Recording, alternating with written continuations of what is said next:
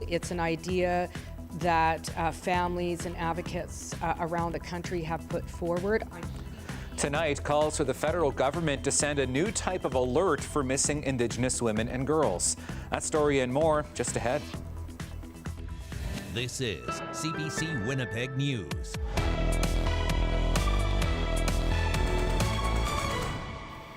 Thank you for joining us. I'm Riley Laychuk. A Winnipeg NDP MP is asking the federal government to set up a system to send public phone alerts when an Indigenous woman goes missing, similar to what's done for Amber Alerts. CBC's Cameron McLean has more on a push to create what advocates call a red dress alert. That's the sound of an Amber Alert. Winnipeg MP Leah Gazan wants the federal government to set up a similar emergency phone notification system for missing Indigenous women and girls. Every moment we wait, another woman goes missing or murdered. That's why we're calling for a red dress alert. So that should, in any event, unfortunate event, a loved one goes missing, that it gets immediate attention. The National Inquiry into Missing and Murdered Indigenous Women and Girls found that Indigenous women disappear at a disproportionate rate. Families searching for loved ones often have to rely on community groups and social media to get the word out. By the time those systems kick into action, it's often too late. Advocates like Sandra Delarond hope a red dress alert will increase the chances of Indigenous women and girls being found alive. People might get annoyed. However, it will, I think, bring to bear on Canada the real critical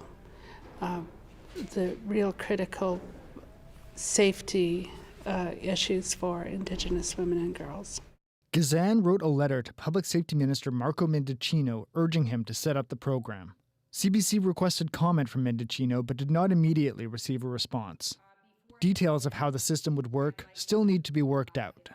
Right now, it's an idea. It's an idea that families and advocates around the country have put forward. I'm heeding that call and calling on the federal government to respond with action.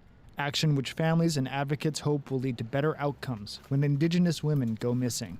Cameron McLean, CBC News, Winnipeg. New details just in on a story we brought you at 6. One person was taken to hospital in critical condition after this house fire on Dufferin Avenue this afternoon. Police were at this home and closed off area streets around 4. The fire broke out around 5. Police had no information tonight on what led officers to this home in the first place. A foundation that aims to protect people from being trafficked has launched a new awareness campaign. I started dressing the way he liked. He bought me a second phone. My grades started to drop. He invited me to bars and clubs. That's video from a campaign from the Joy Smith Foundation that was released today. It aims to help people recognize the signs of grooming.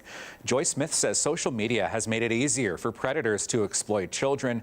She hopes the campaign will help people spot red flags. If they have 2 cell phones, watch, something's happening, because traffickers always give them an extra cell phone to keep track of them. If a kid who can't afford it comes in with new clothing, particularly designer clothing, and I don't know why, but gold chains is one of them that they love to give their targets. Now, if you suspect someone is being exploited, contact police. It's been almost 16 months since Heather Stephenson won the Manitoba PC leadership race, but her close battle with Shelley Glover is still affecting the party's finances. Bartley Kivas explains. In 2021, Heather Stephenson beat Shelley Glover by 363 votes. Stephenson became premier. Glover took the party to court and lost. The legal and auditing costs associated with the race put the PCs in a deficit situation that year. Now, they're filling that financial hole with donations to the party, more than $300,000 worth. Stephenson disclosed this last week at a meeting of the Tuxedo PC Constituency Association. You'll recall we were unfortunately in a lawsuit which continues, and that is unfortunate, but it's the situation that we're in as a party. A Tuxedo PC Association member provided that recording to CBC News. U of M political studies professor Royce Coop says the party should have no trouble raising another $300,000. I think this is probably something that the Tories can make up. I think these sorts of losses, I think they're going to be spending the amount that they would spend in any case. They're going to be able to fundraise as the election gets closer. Fundraising is especially important this year. The provincial election is slated for October. Bartley Kivas, CBC News, Winnipeg. Meantime, another PC MLA is bowing out of provincial politics. McPhillips MLA Shannon Martin has announced that he will not run for re-election. Roughly a third of the PC caucus has now either resigned or announced that they will not be running again. Dufferin MLA Brad Mikuleski is the only PC MLA who has yet to announce if he is running again. An event in Winnipeg tonight aimed to bring mental health in the Black community to the forefront.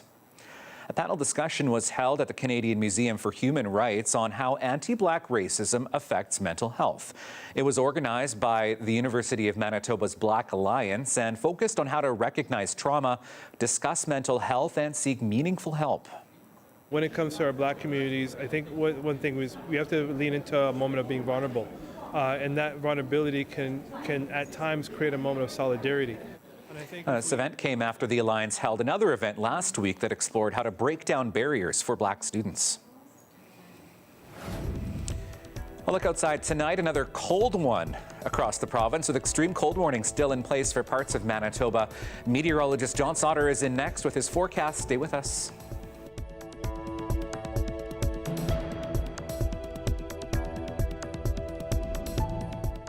This weather update is brought to you by Capital Ford Lincoln. The trade and upgrade event is on now.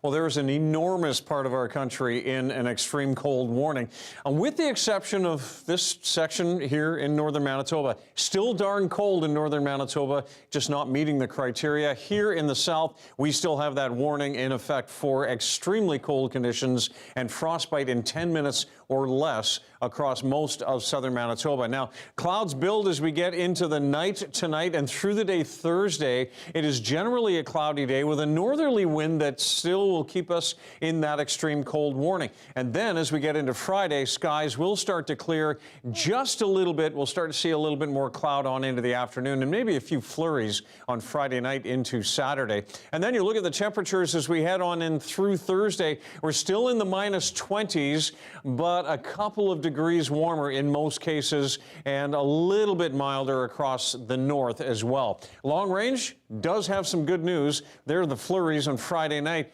Saturday still cold. Sunday we are at -7. Monday cloudier, few flurries and -5, but you can see next week, for the most part, we're pretty close to seasonally normal conditions.